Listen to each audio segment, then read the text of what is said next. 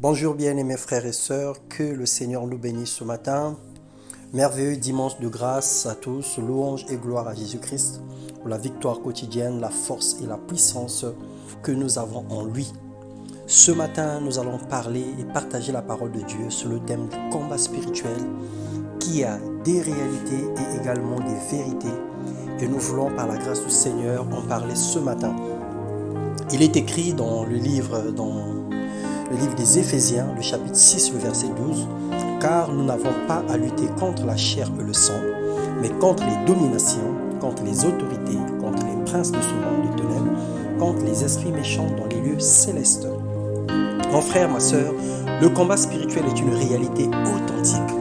En faisant le pas du monde vers l'Église, des ténèbres vers la lumière, de la mort vers la vie, naturellement, à cause de la conversion, un combat spirituel s'installe et se crée dans notre vie, entre notre âme et la parole de Dieu, et entre notre esprit et les esprits démoniaques.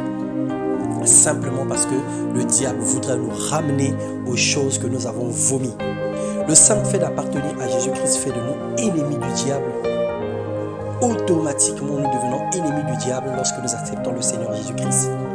La réalité est que le diable est descendu vers nous animé d'une grande colère, sachant qu'il a peu de temps, il est venu que pour dérober, égorger et détruire. Selon l'Apocalypse, le chapitre 12, le verset 11.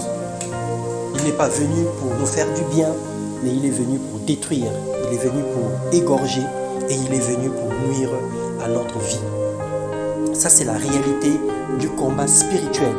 Et la vérité du combat spirituel, c'est que Christ a effacé l'acte dont les ordonnances nous condamnaient et qui subsistait contre nous. Et il les a détruits en le clouant à la croix.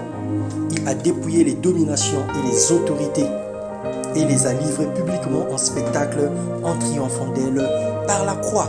Ça, c'est la vérité en ce qui concerne le combat spirituel.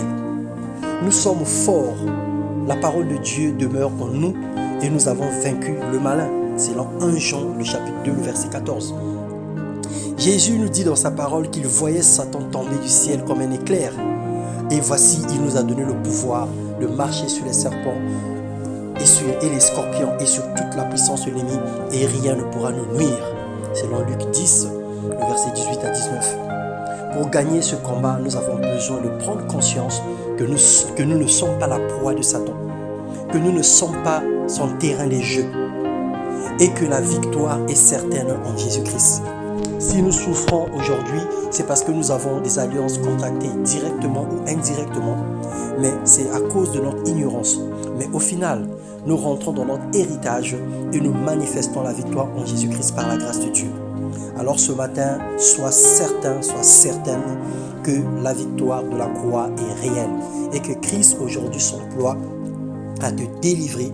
Christ aujourd'hui éclaire tes yeux et t'emmène à une délivrance complète. Il faut simplement que tu reconnaisses la grâce de Dieu sur ta vie. Tu reconnaisses que l'œuvre de Christ est parfaite. Tu reconnaisses que l'œuvre de Christ est réelle. Et en te levant, en changeant de position, et Dieu changera ta situation. Alors nous allons prier ce matin. Seigneur, nous te rendons grâce et nous te bénissons pour ce que tu as accompli à la croix il y a plus de 2000 ans. Ce matin, dans le nom puissant de Jésus, nous renversons toutes les forteresses de l'ennemi, nous renversons toutes les forteresses du diable. Nous nous levons contre tout projet diabolique et satanique manifesté dans nos vies sous quelque forme que ce soit, au nom puissant de Jésus. Quelles que soient nos faiblesses, nos manquements, quels que soient nos déboires, quelle que soit notre inconsistance dans la foi, mais par la victoire de la croix de Jésus-Christ, nous ramenons toute pensée captive à l'obéissance de Christ et nous détruisons toutes les œuvres du diable dans le nom de Jésus.